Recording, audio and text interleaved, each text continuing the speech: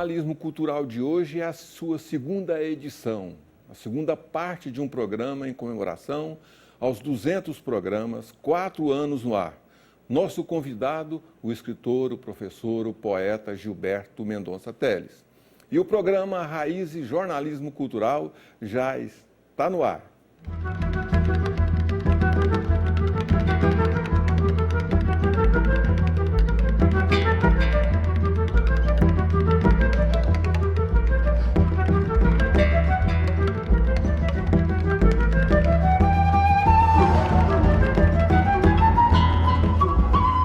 Essa é a segunda parte do programa com Gilberto Mendonça Teles.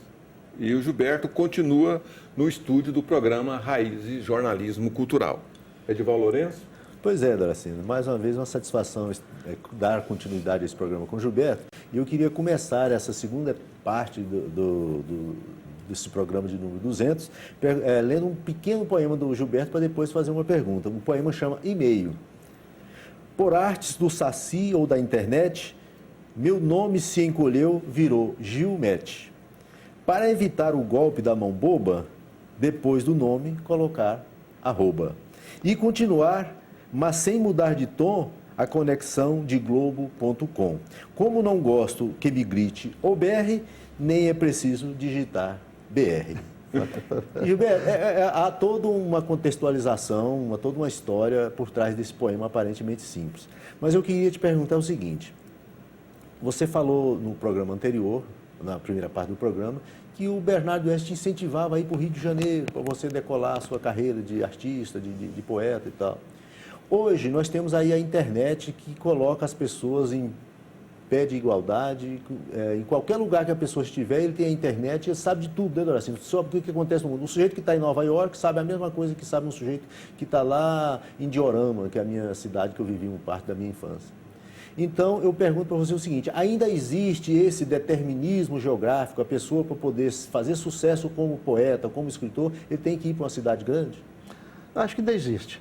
Com tudo que você falou de comunicação, se o Brasil fosse, por exemplo, o Japão, com toda uma consciência que a gente está vendo agora de tudo, a consciência que a gente não tem de certo negócio dos saques, aquelas coisas, parece que não vem nada aqui, mas dentro do meu pensamento quer dizer que há duas maneiras de perceber esse determinismo que você falou. Há uma maneira do determinismo do ponto de vista do quem está fora. Eu, por exemplo, do Rio de Janeiro, olhando a partir do Rio de Janeiro e vendo como o pessoal do Rio de Janeiro vê Goiás. Para ele, de um modo geral, Goiás não existe. Henrique Silva escreveu sobre isso em 1917 ou 18 na revista dele, que o homem do Rio de Janeiro não sabia olhar para Goiás e tal. Hoje ainda é muito comum um camarada falar para mim, Gilberto, porque dia que você vai para Goiás do Mato Grosso? Goiás do Mato Grosso, isso eu já ouvi de um intelectual lá. Por isso, quando acontece isso, eu faço um poema gozando dessas pessoas. Né? Não aparece, mas fica lá.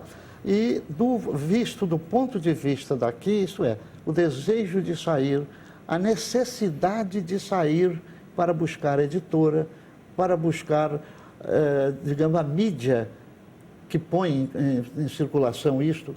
Em 1888 foi necessário que o Arthur Azevedo, que a Luísa Azevedo, saísse do Maranhão e chegasse ao Rio de Janeiro e tivesse lá um artigo sobre o livro dele, para quando ele voltar, aí o pessoal aclamou como escritor. Mas o livro saiu, ninguém lá foi capaz de ver. Em Goiás há muito disso ainda. A crítica, a meu ver, é ainda uma crítica que até pode dizer, de um lado a universidade, do outro lado fora da universidade, como se uma fosse maior do que a outra. Não há, me parece o seguinte, uma crítica atuante no jornalismo. Eu soube que no Correio, no jornal Correio da Manhã, não. Qual é o outro jornal que tem, onde trabalhava o José Maria?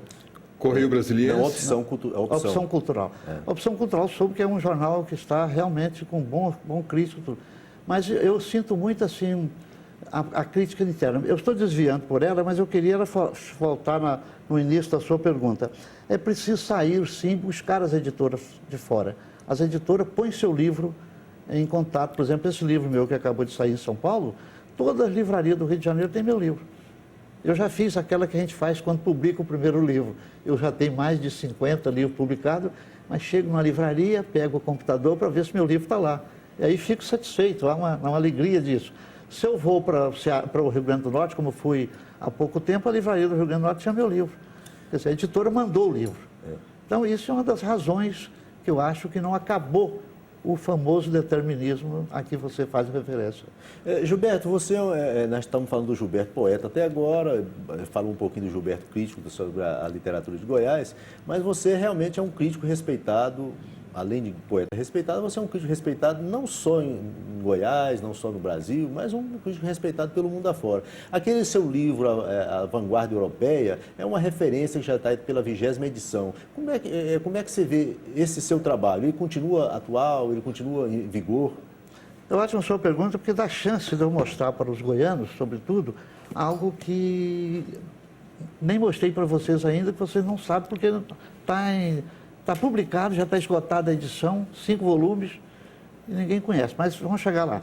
O livro a que você faz referência é esse, Vanguarda Europeia e Modernismo Brasileiro. Eu estou aqui com a 19ª edição. E acrescentei, o ano passado eu estive na França, e a França comemorava os 100 anos do futurismo. Enquanto que no Brasil pouca gente tratou disso, a França fez um seminário e eu assisti parte desse seminário. Então descobri um manifesto da mulher futurista, que eu publico aqui. Peguei o manifesto do Breton, o segundo manifesto do Breton é pedindo os intelectuais para se aderirem ao marxismo. 1930, isso. Então, explica, por exemplo, que como muitos escritores brasileiros ficaram marxistas ou tiveram influência porque a literatura estava conduzindo nisso. Eu publiquei tudo isso nessa nova edição. Então, esse é um livro que vende o Brasil todo, vende em Portugal, vende nos Estados Unidos, onde se estuda literatura brasileira, nas universidades tem. E de vez em quando eu recebo falando lá. Na França, você procura o meu livro, você encontra livraria e tal. Então, é um livro realmente importante. Mas esse livro deu motivo a um outro livro que eu faço com uma pessoa que mora na Universidade de Chicago. Não na Universidade de Chicago, uma universidade que há na Universidade de Chicago, da cidade de Chicago. Nós fizemos um livro que se chama Vanguardia Latino-Americana. São 6 volumes, já saíram 5 lá em Madrid. O problema é que está saindo em espanhol. Os textos brasileiros vão sair agora no 6º volume, vão sair em espanhol. A editora exigiu que fosse traduzido para o espanhol. Eu fui lá a São Paulo com a editora da USP para ver se eles quisessem encampar isto para reeditar esse livro no Brasil. Aí ele falou, tem que passar para português. Aí tinha que fazer todo um trabalho diferente. Todos os textos estão em espanhol, menos do Brasil e menos franceses. Porque nós publicamos também Vanguarda das Ilhas, como é que chama? Dominique, não, esses povos franceses que tem no Caribe. Também há o manifesto dele. De maneira que esse é um livro que para o ano que vem, possivelmente, ele já será conhecido no Brasil e que os goianos não conhecem. A universidade também não deve conhecer. Então, eu sou um crítico nesse sentido, não é? De divulgar coisas também. Bem, o programa Raízes de Jornalismo Cultural, Gilberto, vai para um rápido intervalo. Esta é a segunda parte do programa 200, feito com o escritor, com o poeta Gilberto Mendonça Teles, né? Edival Lourenço. E nós vamos para um rápido intervalo e voltamos já já.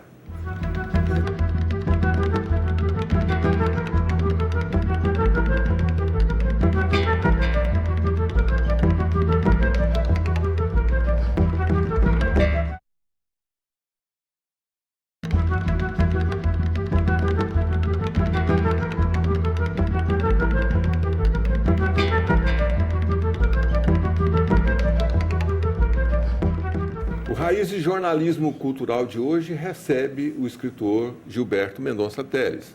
Edival Lourenço?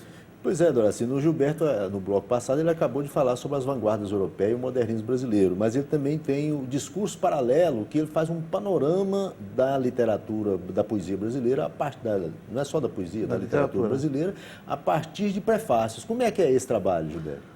Bom, me dá um minuto para falar o seguinte. O ano passado, 2 anos atrás, a Universidade Católica e a editora da Católica publicou um livro aqui em Goiânia, que também ninguém conheceu em Goiânia, mas já está esgotado, que é o Contramargem 2. São os livros, as últimas críticas minhas. Agora, o Discurso Paralelo é um livro publicado pelo Instituto Casa Brasil de Cultura, aqui de Goiânia, né? Este livro é o seguinte: eu reuni os prefácios que eu escrevi na vida, até o ponto em que eu coloquei na cabeça de não escrever mais prefácios, porque eu acho que eu perdi muito tempo fazendo prefácio. Mas, ao mesmo tempo, eu aprendi muita coisa. Cada livro me exigiu uma forma de leitura.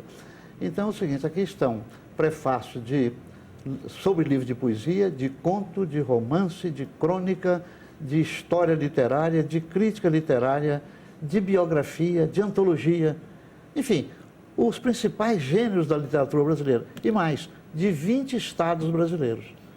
Na verdade, eu tenho aqui uma espécie de história da literatura brasileira através dos prefácios. Não é só sobre a poesia. Então, essa é uma visão minha que continue. Eu estou preparando outro livro de crítica. Bacana tudo isso, mas vamos voltar a falar um pouco sobre poesia, Gil? Eu só queria fazer um comentário seguinte. Essa é a crítica que ele faz sobre o trabalho dos outros. E a crítica dos outros sobre o seu trabalho. Parece que é uma coisa também monumental. Gilberto. Por falar nisso, o Gilberto tem trabalhos de mestrado, de doutorado sobre a obra Gilberto Mendonça Teles. 15, 16 já. Mestrado, doutorado. Mas o que você pergunta, então? É sobre esse trabalho, essa fortuna crítica que você já tem de outros críticos sobre o seu trabalho. Está tudo em forma, está tudo organizado, porque eu sempre fui, a partir do IBGE, eu fui um homem de organização. Mesmo morando fora do Brasil muito tempo, a minha mãe manteve aqui em Goiás as coisas, depois eu levei para o Rio tudo e mantém aquilo organizado, né? Mas eu tenho cada livro que eu publiquei, tem uma pasta com os recortes da crítica. Se eu quero saber quem escreveu sobre Alvorada, eu passo a mão aqui embaixo da minha cadeira, essa estante que fica aqui ela é alta, mantém as pastas. Então eu sei quem escreveu sobre Alvorada, quando o livro saiu, depois, etc. Todos os livros eu tenho isso. Então sou organizado, e o livro que saiu aqui em Goiás também, que foi publicado aqui, mas foi todo organizado no Rio, que é o livro chamado A Plumagem dos Nomes. Foi financiado pela prefeitura. A lei municipal. Sem esse financiamento não saiu o livro, que é um livro caríssimo, mas ali tem uma visão geral do que a crítica falou sobre a minha poesia até agora. Os poemas traduzidos já em 12 línguas, né? Então, é isto. Que é um livro de quase 1000 páginas, né? Acho que são 800 páginas por aí. 800 páginas. Realmente é um livro, e ficou lindo o livro, maravilhoso. Você tem esse livro, não? Esse eu tenho.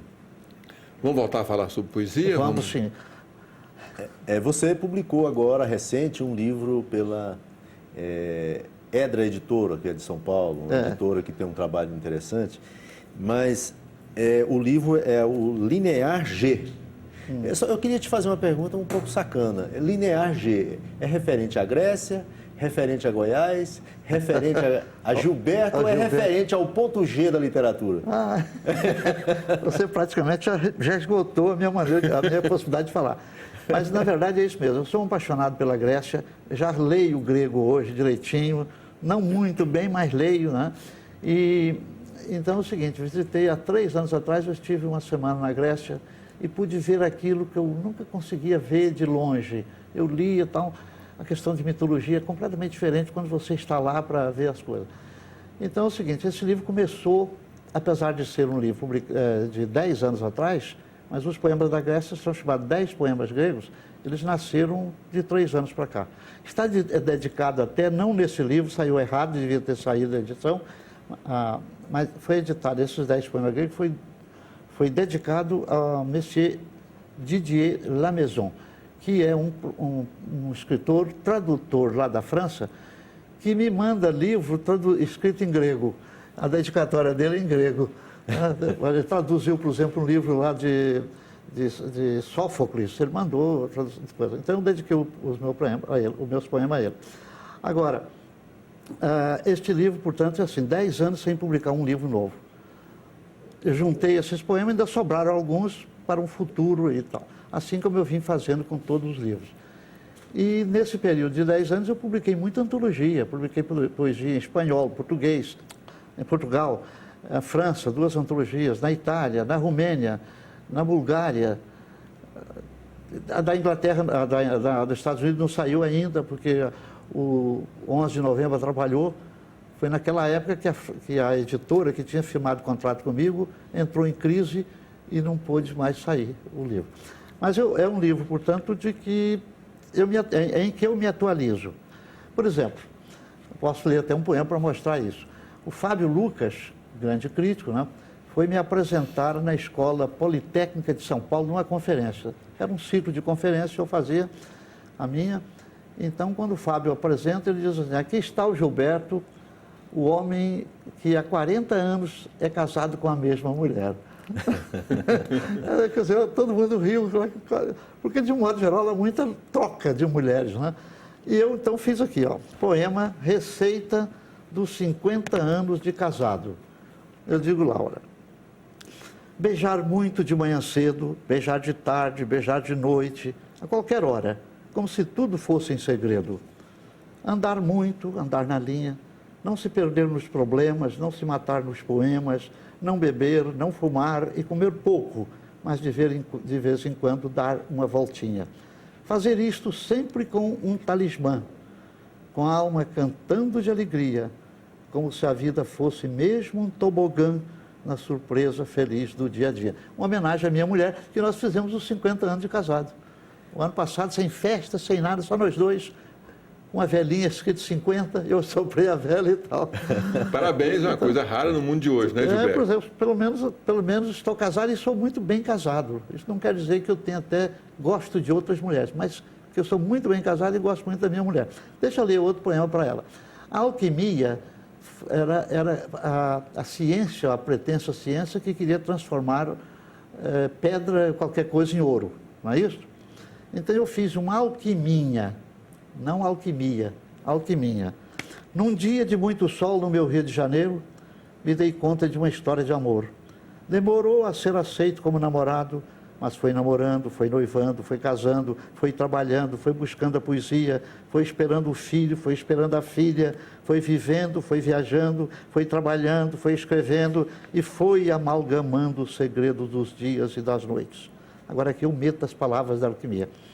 Com ela, aprendeu a desfazer as cortinas do tempo e a juntar o negro, o branco, o rubro, o âmbar do sol.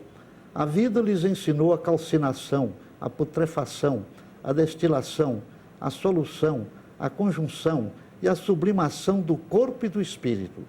A transmutação dos elementos, eles a realizaram no equilíbrio do lar e na busca da eterna juventude de amar e saber encontrar no trabalho, na esperança e na iluminação, o ouro potável de suas bodas de ouro. Eu comemorei minha boda de ouro com um poema. Maravilha. Em homenagem à minha mulher, no caso. Né? Ainda embalado com o poema de Gilberto Mendonça Teles, o programa Raízes de Jornalismo Cultural vai para um rápido intervalo. Nós voltamos já já, mas tem mais Gilberto Mendonça Teles no Raízes. Até lá.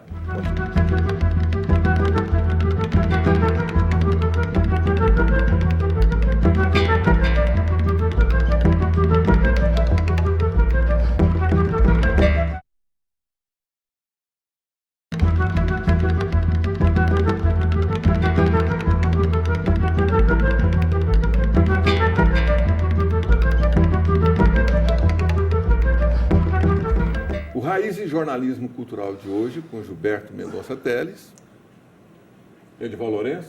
Pois é, Doracino, o Gilberto falou no bloco passado que ele tem uma receita para renovar o relacionamento com a esposa, que já vive há 50 anos, e sempre de uma forma feliz. Eu queria perguntar para ele se ele também tem essa mesma receita para renovar o matrimônio dele com a poesia. Excelente pergunta, realmente muito boa e adequada ao que eu acabei de falar, né? Mas eu acho que sim.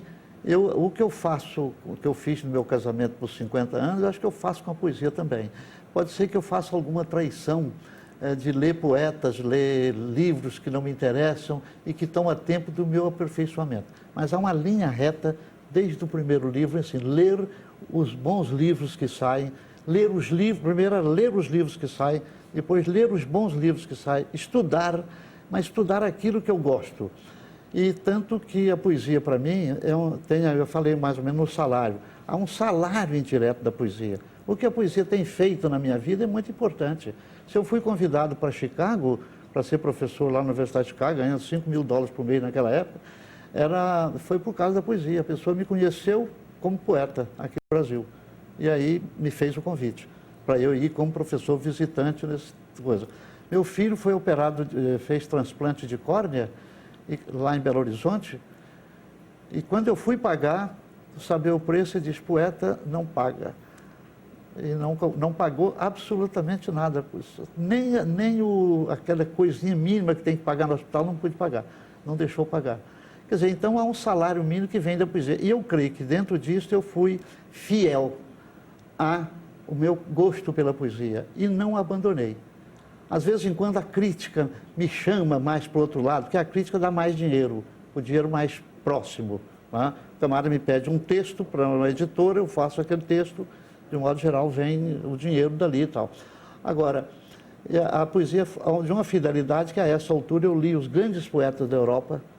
Muitas vezes eu li, por exemplo, em francês, eu leio francês bem, o italiano consigo ler bem, o espanhol, e nas outras línguas eu leio através de traduções. Então eu tenho uma visão hoje que me basta, ou que me besta, como uma vez alguém brigou comigo. Gilberto, aqui inspirado aí pela Clarice Lispector, nas suas entrevistas, era uma pergunta recorrente que ela fazia aos seus entrevistados, a gente pergunta para você agora, o que é mais importante na vida para você?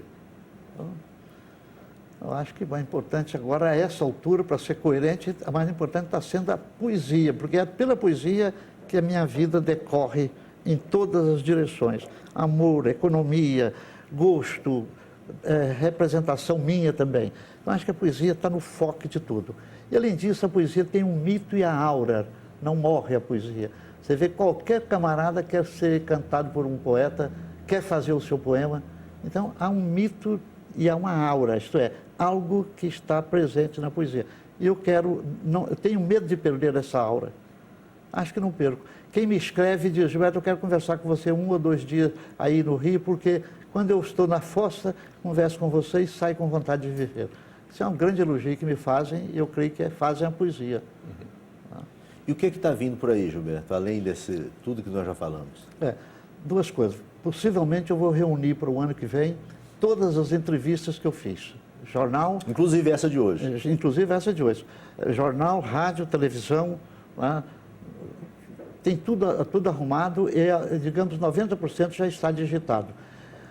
Com esta daqui eu já vou ter o DVD, depois fica fácil. E já tem até a pessoa que está encarregada de preparar isso. Então, isso é um livro importante, que é uma história minha através das entrevistas. Entrevista muito raquítica, dada aqui em Goiás. A pessoa tinha medo de perguntar, eu tinha medo de responder. Né? Então, tenho notado isso agora. Mas esse é um grande livro, tá? Para mim, parece. Agora, um livro do tipo deste aqui, que vai servir aos outros, eu estou falando da vanguarda, é um tipo que vai se chamar Defesa da Poesia. Por que eu estou metido cada vez mais na Grécia? É porque eu comecei lá da Grécia desde o momento em que Platão, no livro 3º e 10º da República, diz: nós não queremos o poeta lírico. Ele não fala em poeta lírico porque não havia a palavra poeta lírico. Nós não queremos o poeta que vai chorar, que vai cantar, vai falar coisas. Queremos o poeta do Estado e tal. Então o poeta foi expulso. O primeiro escritor no mundo que defendeu a poesia foi Cícero. Num discurso de Cícero no Senado romano, o Senado não queria dar o título de cidadão romano a um fulano que nasceu na Turquia, parece. Devia ser Grécia na época. Aí o Cícero faz um discurso que se chama Proarchia. Nesse discurso ele fala da importância da poesia e da importância da poesia para Roma. E Roma acaba dando o título para o outro. A partir daí há uma defesa da poesia. Você chega na Inglaterra, Philip Sidney, 1580, 90, faz um livro chamado Defense of Poetry. Em 1822, Shelley, da Inglaterra, também escreve Defesa da Poesia. Então, há sempre alguém querendo defender a poesia. Eu juntei esse material todo e estou, digamos assim, de finalização deles. Nós aguardamos aí com ansiedade, né, Claro, claro.